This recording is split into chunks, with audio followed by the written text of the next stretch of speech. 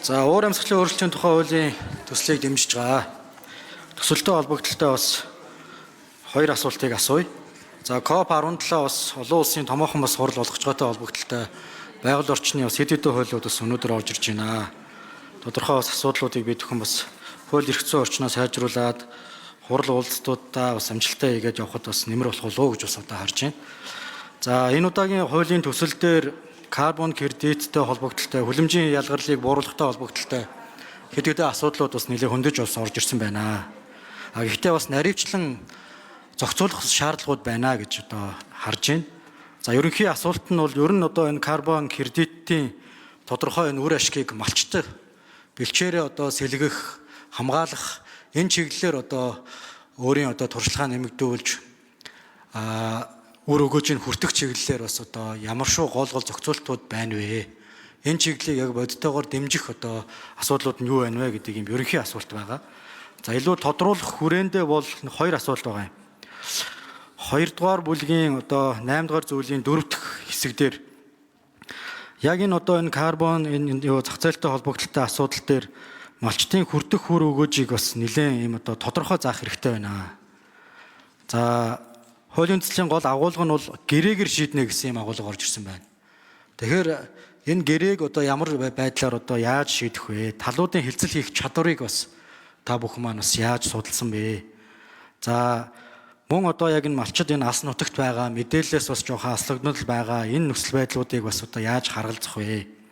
Тэгэхээр энийг илүү наривчлан зохицуулах ийм боломж байх уу? За карбон кредитийн олгохтой холбогдлолтой зохицуулалт дотроо бол бэлчээр бол нэлээд дийлэнх хэсгийг бол үндсэндээ бол одоо авна. Тэгэхээр бэлчээрээ ашигласнараа бүр илүү тодорхой төчнээ хувь байдаг юм уу? Төчнээ хэмжээний үр ашгийг нь бол авах боломжтой гэдгийг бид нэр заавал засгийн газар тодорхой энэ гэрээ гэж ингэж орхилгүйгээр наривчлаад өгвөл энэ бас хуулийн хэрэгжилтэнд бас илүү хэрэгтэй болов уу гэж бас одоо хараад байна. За байгаль орчин уур амьсгалын өөрчлөлтийн асуудал харилцан төр захиргааны байгууллага үүнтэй холбогдлолтой асуудлыг ерөнхийдөө зохицуулахыг бол дэмжиж байна. Яг гэхдээ бэлчээртэй холбогдлолтой асуудал дээр за хэрэгжүүлж эхлүүлэх зөвшөөрөл одоо түүнтэй холбогдлолтой асуудлыг эдийн засгийн хөгжлийн хамгаалалт олгох гэдэг.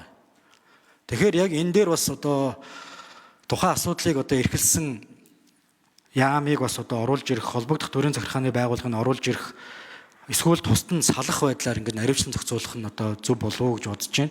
Тэгэхээр үндсэндээ энэ засгийн газрын тухай хуулиараа энэ одоо бэлчээр эдгээр газартай холбогдлолтой асуудлыг хүн сүдэн аж ахуйн яам бас хариуцж байгаа. Тэгэхээр энэ бас хуультай зөрчилдөх үү? Ийм бас одоо зохицуултууд бас байна гэдэг асууя. За хэрвэл ажлын хэсгийн ахлагч Болормог хариулъя. За ган уулын гишүүний асуултанд хариулъя. За ган уулын гишүүн нэлээд хамгийн одоо гол чухал зохицуулалт буюу карбон зах зээл тэр дундаа одоо бид ихэнхдээ мод тарих эдгээр бусад төслүүдийг эрчим хүчний төслүүдийг боддог бол бэлчээр бол энэ уур амьсгалын өөрчлөлтийн саншгүй одоо маш том бүрэлдэхүүн хэсэг байгаа. Тэгэхээр бид нар асуудлыг ярьж байгаа шийдлийг ч гэсэн мөн бэлчээртэй саншгүй одоо холбож ойлгож энэ асуудлыг ажлын хэсгийн хүрээ нэлээд ярьсан байгаа. За эхний таны асуулт буюу одоо энэ карбон кредит за энэ санхүүжилт хөрөнгө оруулалтаас малчид иргэд яаж бодиттой орлого олох вэ гэдэг дээр тодорхой хариулт өгье. За хуулийг хэлц хэсгээр энийг бас бид нар яг тодорхой ойлголтыг олон нийтэд өгч чадаагүй харагдсан. За ажлын хэсгийн хүрээнд энийг маш олон гишүүд хүндсэн. Шууд малчид хэрхэн өгөөж авах юм бэ?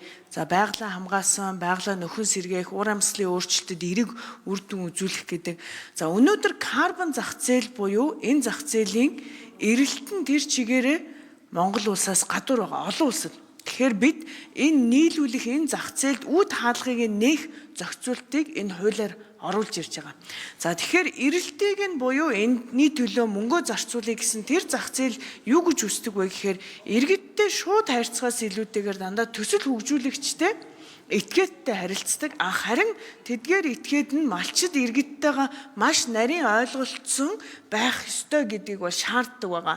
Тэгэхээр бид нар одоогоор оруулсан байдлаар юу гэж байгаа вэ гэхээр яг тэр олон улсын стандартын дагуу одоо энэ тэгш хүртээмжтэй шилжилт гэж ярьдаг энэ уур амьсгалын өөрчлөлтөд өртөмтгий бүлэг одоо хүн амын бүлэг салбараа бол нэг тэргуунд авч үзнэ. Тэдгээрийн саналыг заавал тусгасан байх. Гэрээгээр бүр цаашлаад юу гэж зохицуулагддаг вэ гэхээр энэ орлогоо тодорхой хэмжээг нь одоо ашиг гэх нь юу юм. Гэхдээ орлогоо тодорхой хэмжээнд хуваалцдаг, яг тодорхой хувийг нь иргэддээ өгдөг байх.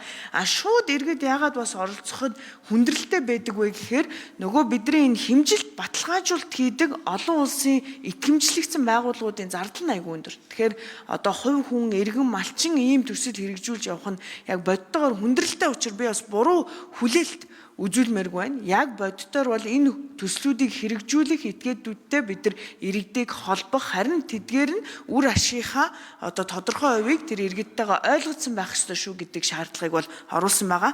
За таны хоёр дахь асуулт буюу бэлчээртэй холбоотой энэ эдийн засгийн хөгжлийн яам зөвшөөрөл олох гэдэг нь засгийн газраас өргөн барьсан төсөл дээр хүн сүдэн аж ахуйн яам саналгүй гэсэн. Тэгэхээр одоогоор хүн сүдэн аж ахуйн яам энэ ороогүй байгаа нь яам бол өөрөө энэний саналгүй гэж саналаа хөргүүлсэн. Гэхдээ бид юу гэж оруулсан бэ гэхээр энэ одоо зөвхөн нэг яамны эрх мэдэл нэг газар төвлөрчүүл засгийн газрын чөлөөлөе гэдэг агуулгаас өөр тал руу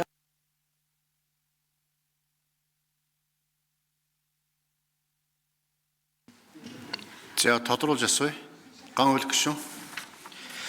Тий яг хоо гэрээтэй холбогдлолтой асуудал дээр ингээ хоёр тал болчихж байгаа. Тэгэхээр одоо тэр мэдээлэл авах чадамж айгүй олон юм ялгаатай бас байдлууд кейсүүд үүсчих үдэ гэж бодоод байгаа. Тэгэхээр малчтыг төлөөлж байдаг юм уу? Тэр талаас одоо үндсэндээ хандах нэг юм бас нэг төлөөллийн зохицуултын илүү сайжруулж өгөхгүй бол хоёр тал гэрээ хийж яхад өөр ялгамжтай ховод аваад эхлүүл яах вэ гэдэг юм уу тийм ээ. Ийм бас ийм асуудлууд руу бас орох эрсдлүүд бас байна. Нөгөө талаас шин тутам одоо зохицуулт учраас энэ дээр одоо бас яг яаж гэрээ өгөх ямар санал гаргах уу гэдгийг бол үндсэндээ одоо баг бид нар өөрсдөө ч мэдэхгүй шүү дээ.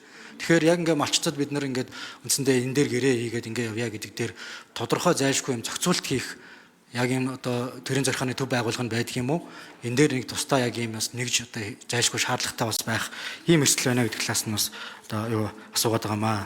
Яг хоо хоёр дахь асуудал дээр дотор нь ангилчий гэж байгаа. Бэлчээртэй холбогдлолтой асуудал дээр яамны саналыг тусгаж явахгүй бол засгийн газрын хуулийг зөрчих юм бэл.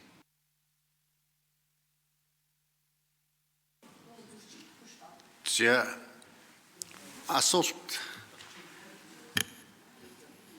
За болдормоо гэж хариулчих. Дараад нь зочин танилцуулъя. Ажлын хэсэг болдормоо гэж хариулъя.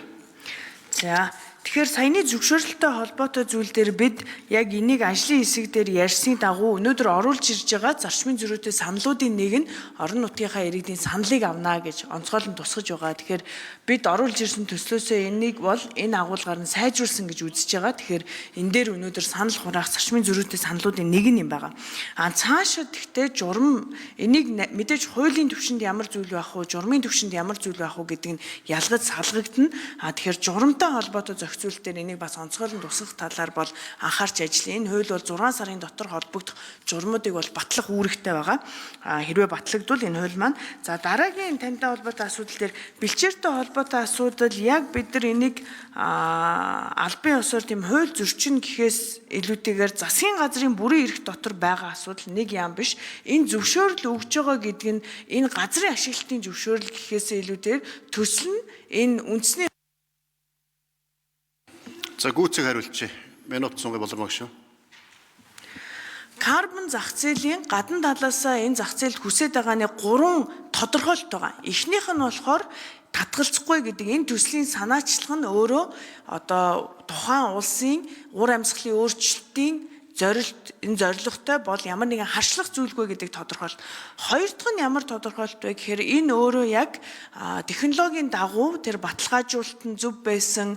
За дээрэс нь энэ нэлээд нарийн зохицуулалттай олон улсад учир Монгол улсын эрэг төслөө хэрэгжүүлэх нь нөгөө улсынхаас багасгаж байгаа болохоос манай улсынхыг бас ихсэж байгаа. Хүлэмжийн ялгарлын тооллыг. Тэгэхээр төр засгийн оролцоо байна. Тиймээс төвлөрсөн энэ бодлогоо хариуцж байгаа эдийн засгийн хөгжлийн яам байна. Бид нар салбар бүр дээр салбар бүрийн яамыг оруулах юм бол энд нуглаа үүсээд энэ зөвшөөрлүүд нь гацдаг биш. Тухайн бүртээ энэ засгийн газрын хэмжээний энэ процесс нь журам нь батлагддаг засгийн газрын хэмжээний эрх байгаа учраас энэ дээр бол бид асуудалгүй гэж үзсэн байгаа. За зочин танилцуулын улсын их хурлын гишүүн Ухнагийн Отхон баярын урилгаар Сүхбаатар аймгийн Баян дэлгэр сум ерөнхий боловсролын сургуулийн 1996 оны төгсөгчид улсын их хурлын үйл ажиллагаа төрийн ордонтой танилцж байна. төрийн ордонтой танилцж байгаа төгсөлтийн баяраа хийж байгаа Отхон баяр гишүүний төгсөлтийнхөндөөс улсын хурлах нийт гишүүдийн нэрийн өмнөөс эрүүл хаз жаргал сайн сайхан бүхнийг хүсээрөөё.